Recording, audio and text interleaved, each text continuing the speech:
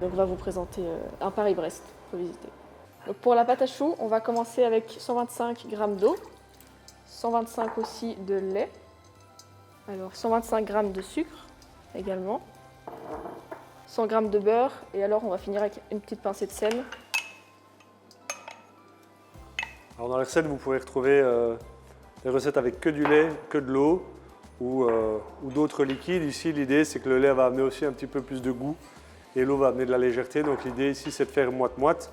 Maintenant, vous pourriez même envisager de faire des choux salés. Donc là, on enlève le sucre et on peut remplacer même les liquides par un fumet de poisson ou autre et on aurait une petite gougère, un petit chou salé même pour l'apéro. Donc ici, on amène à ébullition simplement pour dissoudre le sucre qui est dans le fond et faire fondre le beurre. Alors on va ajouter la farine hors du feu d'un coup. On va avoir une pâte homogène. Donc on mélange jusqu'à l'obtention de ce mélange vraiment totalement homogène. On revient sur le feu et on va venir sécher notre pâte. Donc on va extraire vraiment l'humidité excédentaire pour éviter que durant la cuisson, le chou ne retombe. Voilà, là, on va débarrasser dans un plat. Et on conseille de casser les œufs un par un seulement. Comme ça, si l'œuf a un défaut ou s'il y a des coquilles qui vont dans l'œuf, on peut les enlever plus facilement. Alors important ici de changer d'ustensile. Pourquoi? Vous avez vu, on a refait sécher la pâte, le fond de l'ustensile il est chaud. Si je viens mettre mon œuf directement dans mon ustensile chaud et que je ne mélange pas assez vite, on peut avoir une petite cuisson en fait, de l'œuf. Donc ici, on retransvase dans un cul de poule qui est froid, ça évite tout ça. Alors ici, quand vous allez mettre les œufs, évidemment, dans le jaune d'œuf, il y a le corps gras, donc ça a du mal à se mélanger au début.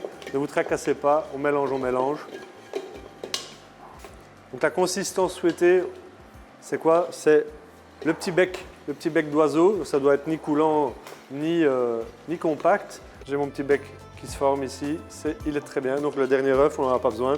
En fonction de la taille des œufs, parfois, ça peut différer. Donc voilà, on va vous montrer une petite astuce pour avoir tous des choux réguliers. Donc vous allez prendre un petit cercle de la taille que vous souhaitez. Vous pouvez tremper un peu dans l'eau, ensuite dans la farine. Et alors vous venez faire des petites traces sur le papier. Donc ici, qui dit Paris-Brest dit évidemment une petite notion, c'est en rapport avec la course cycliste. En fait, ce dessert a été créé pour l'occasion. Donc on va le pocher en forme de roue de vélo. Donc ici, c'est ce que Mouna va faire. Donc ne pas écraser de trop la pâte, laissez vraiment le petit boudin de pâte bien se former, qui donnera vraiment un beau chou bien levé lors de la cuisson. Si vous n'avez pas de la farine, évidemment, si vous n'en avez plus, avec un peu de beurre et un peu de sucre zéro, ça marche aussi pour faire les ronds. On fait toujours attention à laisser assez de place pour que quand il gonfle, il ne se colle pas à la cuisson. Et donc ici, on finit avec des amandes.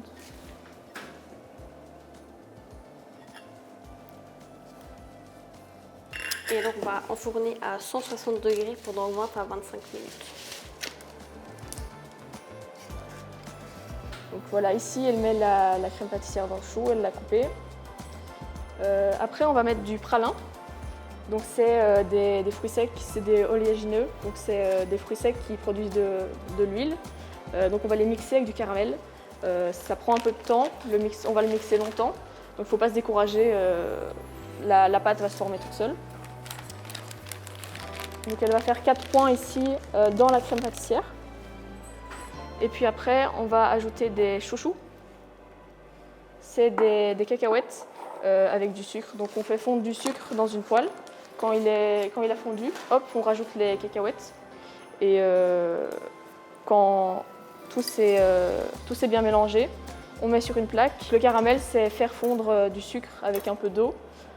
Ensuite, on ajoute de la crème, il faut qu'elle soit chaude. Si elle est froide, ça ne va pas aller. Ça va faire un choc thermique.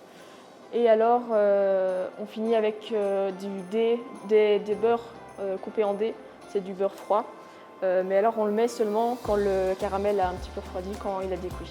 Ici, vous avez le Paris-Brest revisité pour Noël. Caramel, beurre salé, crème pâtissière et alors pralin. Bon appétit!